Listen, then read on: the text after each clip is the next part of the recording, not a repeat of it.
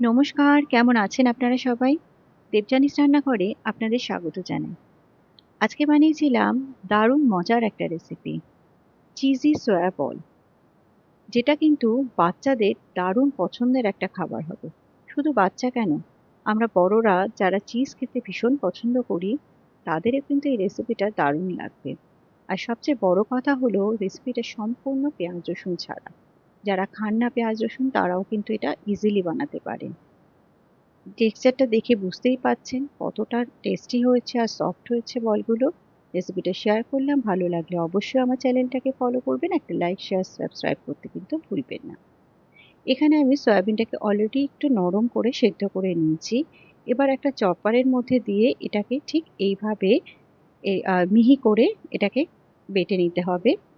আর সবচেয়ে বড় কথা, এই কাজটা কিন্তু আপনারা মিক্সিং জারেও করতে পারেন, তবে এটা অবশ্যই পালস মোডে করবেন যাতে একদম পেস্ট না হয়ে যায়। এবার একটা আলু আমি সেদ্ধ করে নিয়েছিলাম, সেটাকেও গ্রেটার দিয়ে এভাবে গ্রেট করে নিলাম।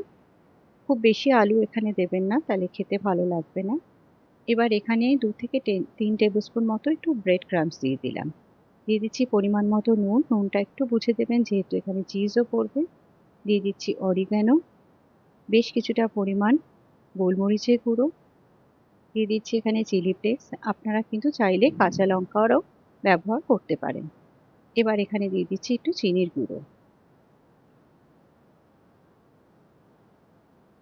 এখানে দিয়ে দিচ্ছি আমি মজারেলা চিজ। যদি আপনাদের কাছে মজারেলা চিজ না থাকে তাহলে কিন্তু এখানে প্রসেস চিজও ব্যবহার করতে পারেন।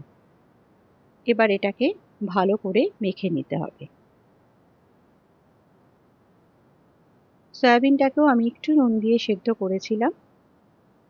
এবার এখানে আমি দিয়ে দিচ্ছি টেস্টটাকে বাড়ানোর জন্য 1 চামচ মতো মেয়োনিজ আর 1 টেবিল স্পুন এখানে দিয়ে দিচ্ছি টমেটো সস। এবার এটাকে ভালো করে মেখে নেব।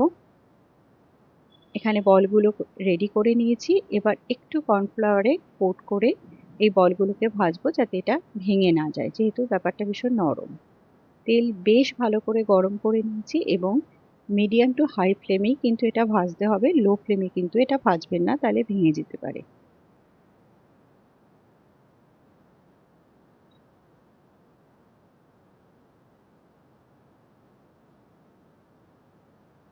এখানে দেখুন সুন্দর লাল করে ভাজা হয়ে গেছে।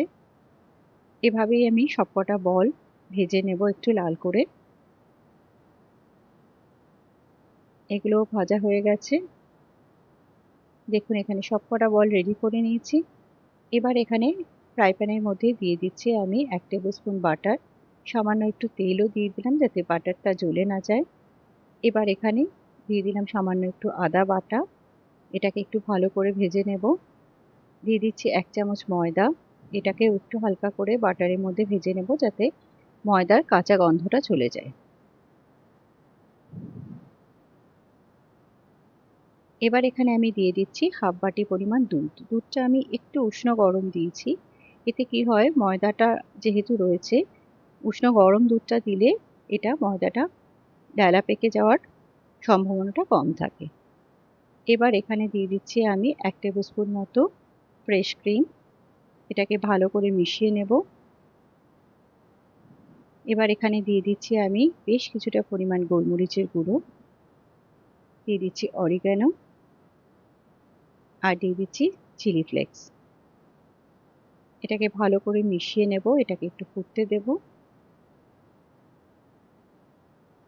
এখানে দিয়ে দিচ্ছি পরিমাণ মতো নুন, সামান্য একটু চিনি আর এখানে দিয়ে দিচ্ছি আমি একটু দুটো চিজ স্লাইস। যেহেতু চিজ স্লাইস পড়েছে নুনটা একটু বুঝে দেবেন। এটাকে একটু হালকা মেল্ট হতে দেব। চিজ স্লাইসটা মেল্ট হয়ে গেলে এখানে বলগুলোকে ছেড়ে দেব এবং হালকা হাতে এটাকে মিশিয়ে নিতে হবে, যেহেতু এগুলো খুবই নরম। আর এই বলগুলো দেওয়ার পর এটা কিন্তু আর খুব বেশি ফোটানোর একদমই প্রয়োজন নেই। দিন তৈরি হয়ে গেল, খুব সহজেই তৈরি হয়ে যায়। আর এভাবে যদি বাচ্চাদের বানিয়ে দেন, বাচ্চারা কিন্তু দারুণ মজা করেই খেয়ে নেবে। এবং সবচেয়ে বড় কথা, এটার মধ্যে সয়াবিনটাই ম্যাক্সিমাম আছে, চিজ আছে, যার জন্য বাচ্চাদের জন্য কিন্তু এটা ভীষণই হেলদি একটা খাবার। অবশ্যই ট্রাই করবে। ধন্যবাদ।